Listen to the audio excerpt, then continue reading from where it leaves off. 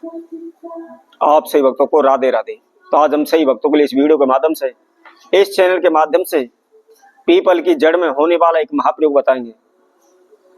People की जड़ में कौन सी शक्ति होती है और उसको हम क्या करें जिससे हमें लाभ प्राप्त हो, इसकी संपूर्ण जानकारी इस वीडियो के माध्यम से हम रखेंगे। यदि आप धन से, कर्जे से परेशान हैं, कारोबार व्यापार से परेशान हैं, आपकी जिंदगी में केवल संकट ही संकट आ रहे हैं, समस्या ही समस्याएं आ रही हैं, आपने कभी भी सुख का मुख नहीं देखा, दिन प्रतिदिन आप समस्याओं में घिरते चले जा रहे हैं, चारों ओर से आप समस्याओं में छटपटा रहे हैं। जिस प्रकार मछली को पानी से निकालकर बाहर डाल दिया जाता है और वह तड़फड़ाने लगती है, उसी तरह आप समस्याओं में तड़फड़ा रहे हैं, परंतु आपको कहीं से कोई भी रास्ता नहीं मिल रहा, कहीं से कोई भी आपको समाधान नहीं मिल पा रहा। आप अनेकों ज्योतिषियों के पास भागे हैं, अनेकों भगतसियानों के दिन रात आप चक्कर काट रहे हैं, पैसा ना होते हुए भी इधर उधर से पैसा उठा उठा करके आप भगतसियानों पर लुटा रहे हैं, अनेकों प्रकार के तंत्र मंत्र कर रहे हैं, अनेकों प्रकार के ओने टोटके कर रहे हैं, लेकिन किसी प्रकार की सफलता आपको हासिल नहीं हो पा रही।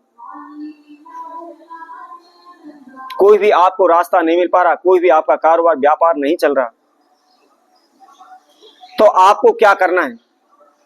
केवल आपने पीपल वृक्ष की जड़ में हमारे द्वारा वह यह छोटा सा काम कर देना है, क्योंकि हमारे हिंदू सनातन धर्म के अंदर, हमारे शास्त्रों के अंदर सभी वृक्षों में सबसे बड़ा वृक्ष पीपल देव को माना गया है। पीपल वृक्ष के अंदर सभी देवी देवताओं का वास माना गया है, हमारे पूर्वजों का वास माना गया है, हमारे पितरों का वास माना गया है, श्री हरि विष्णु भगवान का वास पीपल के अंदर माना गया है। और सबसे बड़ी बात, हमारे दूध पूत की देन हमारे पूर्वजों से, हमारे पितरों के आशीर्वाद से मिलती है। इसलिए पितृ शक्ति, हमारे पूर्वजों की शक्ति भी पीपल में वास करती है। इसके साथ साथ हमारे परिवार का पालन करना, इस संसार का पालन करना श्री हरि विष्णु का कार्य है,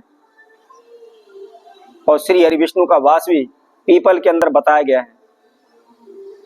इसी तरह हमारी दिनचर्या, रोजमर्रा को चलाने के लिए, हमारे जीवन के सुख साधनों के लिए हमको सबसे बड़ी आवश्यकता होती है तो धन की, पैसे की। तो हमको वह कहां से मिलता है? वह हमको माता लक्ष्मी से मिलता है। और माता लक्ष्मी कौन है? श्री हरि विष्णु की पत्नी। जब श्री हरि विष्णु पीपल में वास करते हैं, उनका आशीर्वाद हमको प्राप्त होगा, तो माता लक्ष्मी का भी आशीर्वाद हमको अपने आप प्राप्त हो जाएगा। तो यदि आप कारोबार व्यापार से परेशान है, धन से परेशान है, कर्जे से परेशान है, कोई भी सफलता आपको नहीं मिल रही है, तो आपने केवल पीपल वृक्ष की जड़ में यह छोटा सा प्रयोग कर देना है। कैसे करना है, किस समय पर करना है, इसकी विधि के लिए आप हमारी इस वीडियो में आखिर तक जुड़े रहें, इस वीडियो को संपूर्ण सुनें। और इसके साथ साथ जिस किसी भक्तजन ने हमारे चैनल को भी सब्सक्राइब नहीं किया, वह सब्सक्राइब करें, लाइक करें, कमेंट बॉक्स में जाकर के राधे राधे अवश्य लिखें। तो आपको क्या करना है? सोमवार के दिन सुबह उठ करके नहा धोकर के आप फ्रेश हो जाएं, लेकिन ध्यान रखें ऐसा ना करें कि आप 8 बजे तक, 9 बजे तक, 10 बजे तक सोते रहें। सूर्योदय के समय पर आपने उठना है और नहा धो करके फ्रेश हो जाना है। इसके बाद जो भी आपका नित्य कर्म है, आप उस नित्य कर्म को कीजिए। नित्य कर्म से फ्री हुई, फ्री होने के बाद आपको केवल 125 ग्राम कच्चा दूध लेना है। ध्यान रखना है, दूध के अंदर आपको पानी मिक्स नहीं करना है, दूध को आपने गर्म नहीं करना है। केवल जैसा भी पशु ने दिया है, भैंस ने दिया है, गाय ने दिया है, केवल कच्चा दूध आपको लाना है। शहरों में वैसे तो भैंस गाय कोई रखता नहीं है, तो वह बाजार से ही लेकर आते हैं, थैली का दूध लेकर आते हैं।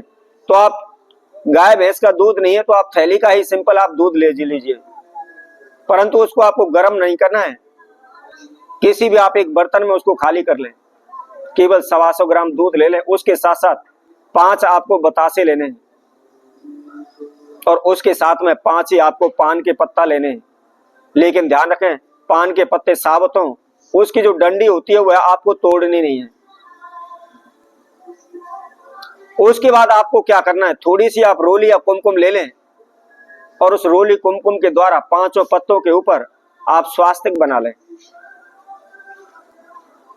स्वास्तिक बनाने के बाद आपने स्वास्तिक के नीचे ओम ह्रीम, केवल ये 2 वर्ड आपको लिखने, 5 पत्तों पर लिख देना है ओम ह्रीम।